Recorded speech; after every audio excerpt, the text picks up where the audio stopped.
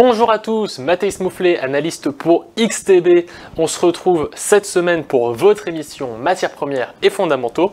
Et cette semaine, qu'est-ce qu'on va voir? On va voir l'or, le pétrole, le café et le gaz naturel. C'est parti! Si vous aimez cette vidéo, n'hésitez pas à mettre un petit pouce bleu, ça fait toujours plaisir. Alors on va commencer par l'or avec une demande qui faiblit. Et oui, parce que la demande au deuxième trimestre a considérablement baissé, principalement en raison d'une baisse de 14% de la demande en bijoux, qui s'est élevée donc à 356 tonnes. Et au total, on a eu une demande totale de 1079 tonnes, ce qui est son plus bas niveau depuis le deuxième trimestre 2024. C'est ce qu'on voit sur ce graphique, je vous le mets en plein écran. Donc avec le dernier trimestre qui est ici, avec la demande en bijoux qui est en bleu foncé, et qu'on voit qui est en baisse depuis 3 trimestres consécutifs. Et pourtant, on a une demande en ETF en gris ici qui est toujours positive, c'est pas toujours le cas. Donc on a une bonne demande d'investissement, mais la demande de bijoux, elle, est plutôt faible. Le marché passe d'un léger déficit à un excédent trimestriel d'environ 170 tonnes sur l'or, ce qui correspond plutôt à la norme des dernières années. Les anticipations de baisse des taux d'intérêt ont considérablement augmenté, vous le savez, avec une probabilité désormais supérieure à 90% pour une baisse des taux lors de la réunion de septembre. Et les banques commencent à penser qu'il y aurait entre 2 et 3 baisses des taux d'ici la fin de l'année, notamment à cause du ralentissement du marché de l'emploi aux États-Unis. La demande d'investissement ainsi que la demande des ETF et des banques centrales reste élevée, bien qu'elle soit légèrement inférieure à celle de l'année dernière ou du trimestre précédent. Dans ce graphique, on peut voir le prix de l'or par rapport aux détentions d'ETF.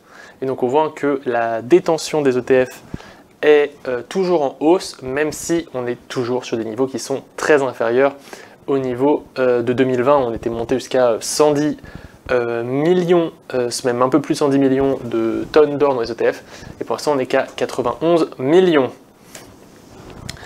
Le prix de l'or a augmenté de plus de 3-4%, on est maintenant au-dessus des 3300, au moment où je parle on est juste en dessous des 3400 même, dollars l'once. Notamment suite à la publication des données sur le marché du travail américain, et après on a eu 15% de droits de douane sur le COMEX de la part de Donald Trump, ce qui a plutôt tiré les prix de l'or vers le haut. Citi a relevé ses prévisions pour le prix de l'or à 3 mois de 3300 à 3500 dollars, et les prévisions à plus de 3 mois ont été aussi relevées et sont passées d'une fourchette de 3100 à 3500 dollars à une fourchette de 3300 à 3600 dollars. En parlant des spéculateurs, qu'est-ce que nous disent les spéculateurs? Donc c'est ce qu'on voit sur les positions nettes sur l'or.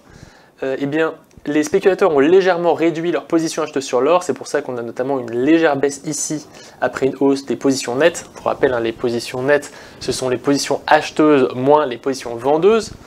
Et donc ça vient d'une petite baisse des positions acheteuses, alors que les positions vendeuses, elles, restent stables. Si vous ne comprenez pas tout à fait ce graphique, vous pouvez vous référer à la vidéo tutoriel, la vidéo éducative qui a été faite par XTB sur le rapport CFTC. Vous trouverez cette vidéo en description. Alors maintenant on va parler du pétrole avec l'OPEP+, qui augmente la production, on en parle assez souvent sur matières premières et fondamentaux.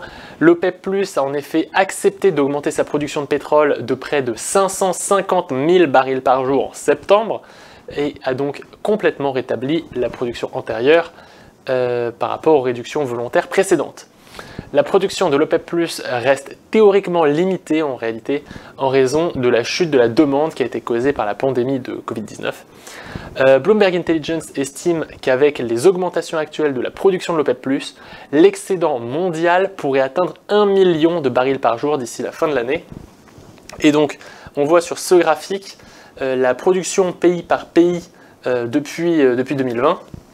Et donc on voit que en avril 2025, on était à 9300 millions, si je ne me trompe pas, pour la Russie. Et donc en septembre 2026, ils visent maintenant un peu moins de 10 000 millions. Pareil pour l'Arabie Saoudite. Et on est quasiment revenu aux niveaux les plus hauts. On est légèrement sous les niveaux les plus hauts de 2022. Mais on est revenu à peu près au niveau de mi-2023. Des inquiétudes ont émergé concernant une réduction potentielle de l'offre disponible en provenance de Russie. En effet, Donald Trump a imposé à l'Inde 25% de droits de douane supplémentaires, en plus des 25% de droits de douane que l'Inde subissait déjà, car elle continuait à acheter du pétrole brut russe.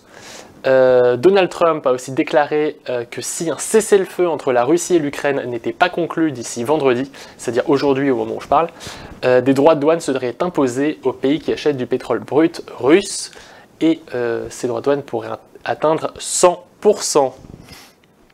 Le pétrole brut, donc le pétrole russe, ça représente quoi?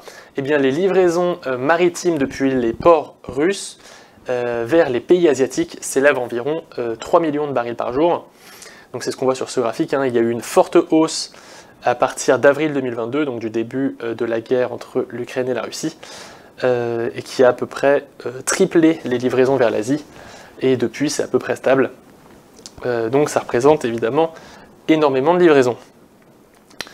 Il n'est pas clair si ces droits de douane s'appliqueraient à l'ensemble des pays ou directement aux entreprises impliquées dans l'importation de pétrole russe. Pour l'instant, on ne sait pas plus. Les principaux importateurs de pétrole russe sont actuellement la Chine, l'Inde et la Turquie. Et en l'absence de perturbations liées à la Russie ou à l'Iran, un excédent sur le marché de pétrole brut pourrait exercer une pression à la baisse supplémentaire sur les prix, vous l'imaginez bien. En parlant de prix, on va regarder un petit peu la saisonnalité sur le pétrole. Donc, vous connaissez, en vert, on a cette année, et ici, on a la moyenne à 5 ans, 10 ans, et la moyenne à long terme ici.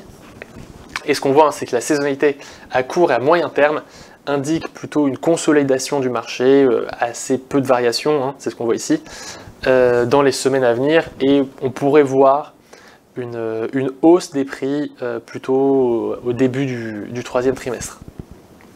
Évidemment, vous le savez, hein, les performances passées ne présagent pas des performances futures, et ce n'est pas parce qu'il s'est passé quelque chose, même si c'était plus ou moins régulier dans les années précédentes, qu'on aura la même chose cette année.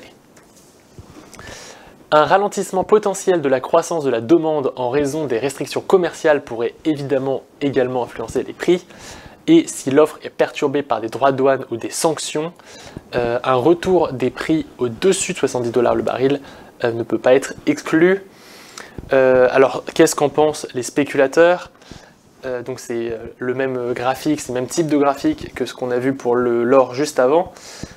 Donc au cours des dernières semaines, on a eu des positions courtes spéculatives sur le WTI, donc sur le pétrole, qui ont considérablement augmenté, c'est ce qu'on voit ici, avec donc les positions short qui ont beaucoup augmenté, et ça a fait baisser les positions nettes, donc les positions acheteuses n'ont pas suivi, donc on a une forte baisse des positions nettes, donc on a plutôt un marché pétrole où les investisseurs sont plutôt pessimistes sur le marché pétrole, mais rappelez-vous hein, que ça arrive que le marché ait un petit peu d'humour et quand tout le monde pense la même chose, le marché puisse faire l'inverse. On va maintenant parler du café avec des récoltes qui exercent une pression sur les prix. Donc on a des prévisions de récolte de café plus importantes pour les saisons à venir et donc qui exercent une pression sur les prix mondiaux. La production de café au Brésil pour la saison 2025-2026 devrait s'élever à un peu moins de 64 millions de sacs, c'est-à-dire une baisse de 2,1% par rapport à l'année dernière, auprès d'une étude. Bon. Selon un rapport de l'USDA, donc l'agence de l'agriculture américaine, la production de café pour la saison 2025-2026 devrait être supérieure à 4,3 millions de sacs, par rapport à celle de la saison dernière, et ce principalement en raison d'une reprise de la production en Asie et en Afrique. Donc c'est ce qu'on voit sur ce graphique où vous voyez la production de tous les pays principaux qui font du café.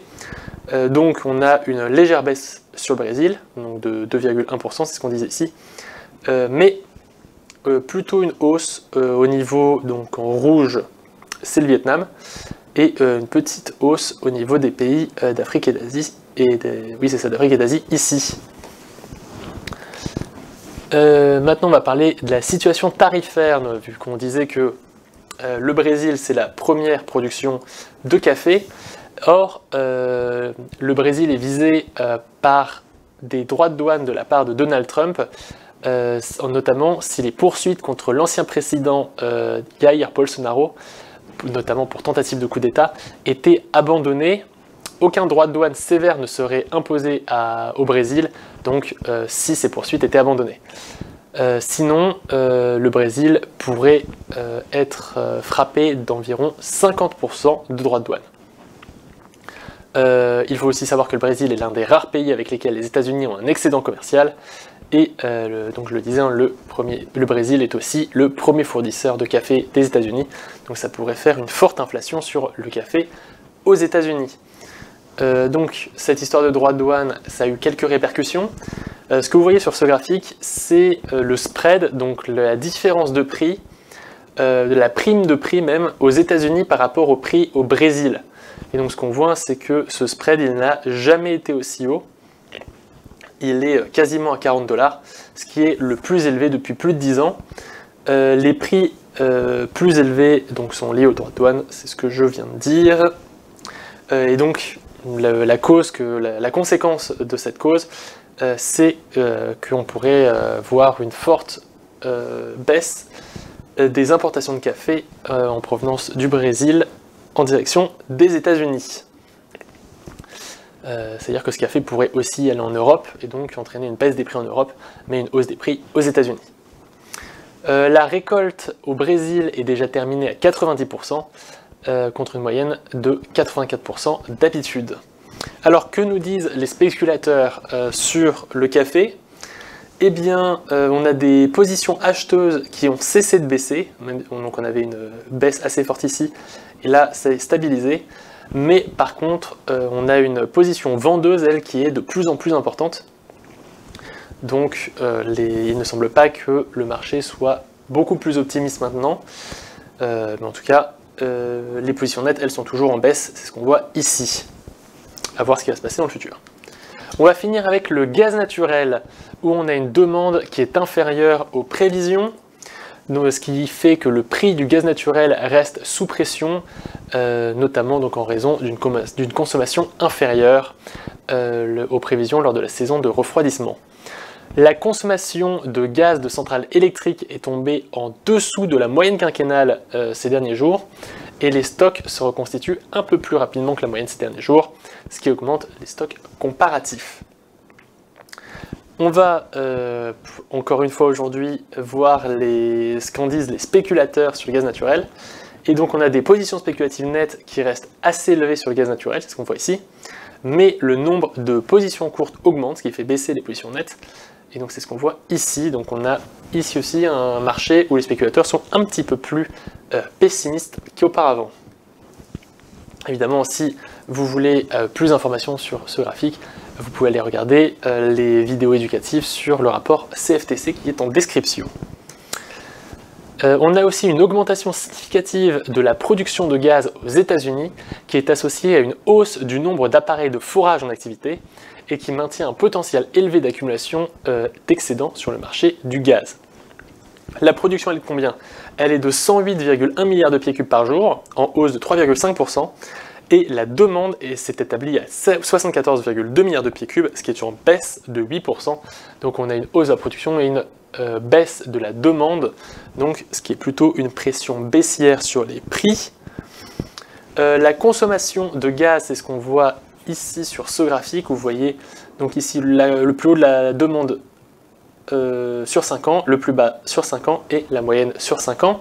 Ici c'est pour la production, ici c'est pour la demande pour l'électricité. Donc on a une consommation de gaz des centrales électriques qui est légèrement inférieure à la moyenne quinquennale, notamment parce qu'on a des températures légèrement plus élevées qu'attendues dans un avenir proche. En septembre, les variations potentielles des prix dépendront des estimations de la consommation de gaz au début de la saison de chauffage. Au niveau de la production, elle est plus haut que le plus haut de 5 ans, et la consommation, elle, est revenue à ses niveaux de 5 ans. Voilà, c'est tout pour moi. Si vous avez appris des choses, n'hésitez pas à liker la vidéo, à la partager et à vous abonner à la chaîne d'XTB France. Si vous avez des questions, n'hésitez pas à les poser en commentaire, je réponds toujours à tout. Et nous, on se retrouve dès mardi parce que je remplace Antoine sur les GMM. Donc on se voit la semaine prochaine. C'était Mathéis Mouflet pour XTB.